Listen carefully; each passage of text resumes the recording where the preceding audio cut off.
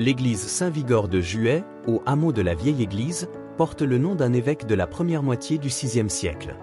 Cette église, au cœur du Bessin, appartient à l'évêché de Lisieux qui la céda, en 1215, au nouveau monastère des Prémontrés installé à Mondet. Au fil du temps, Saint-Vigor de Juet, voisin de Mondet qu'il avait vu naître, avait été lentement amoindri par lui. Ceci avait tué cela, et, à la fin du XIXe siècle, Anquetil constatait, aujourd'hui cet édifice est en ruine, ouvert à tous les vents, ses bas-côtés sont exposés à l'eau du ciel, ses toitures corrues, une frondaison vagabonde l'envahit, seule la nef protégée par son lambris de bois offre encore un lieu d'abri contre l'orage. C'est le lieu de la désolation. Tout juste fréquenté à l'occasion des enterrements, ainsi. L'église est devenue elle-même un des hôtes de son cimetière. Cette église n'a plus servi au culte à partir du moment où l'église abbatiale de Mondet est devenue paroissiale en 1805.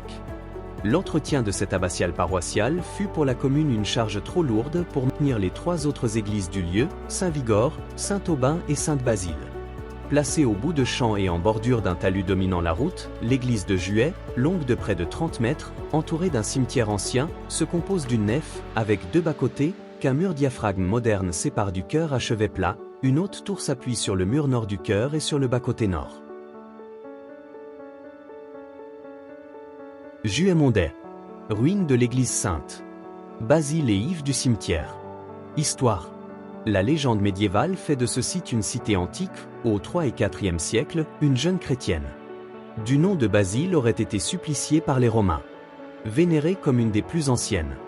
Martyre du diocèse, Sainte Basile a donné son nom à ce sanctuaire.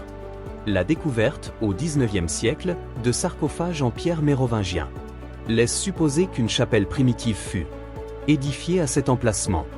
L'église actuelle en ruine est du XIIIe siècle avec d'importants remaniements fin XIV début XVe siècle, chœur, porche.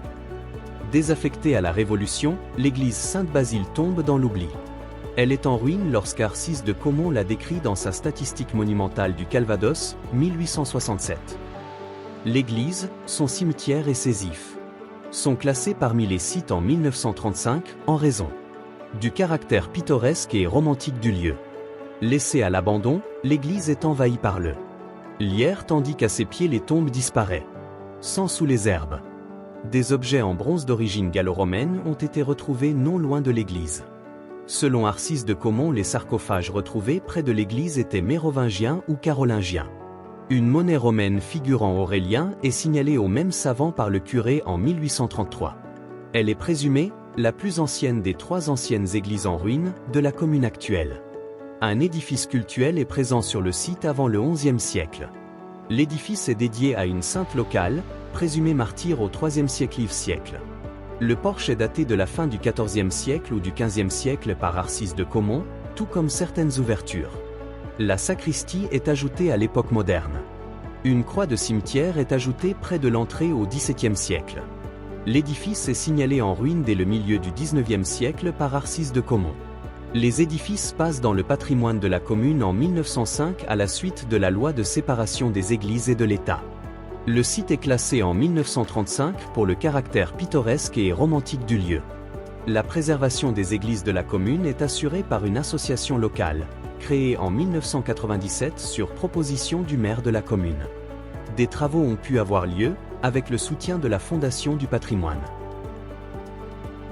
Ces églises témoignent d'un passé révolu.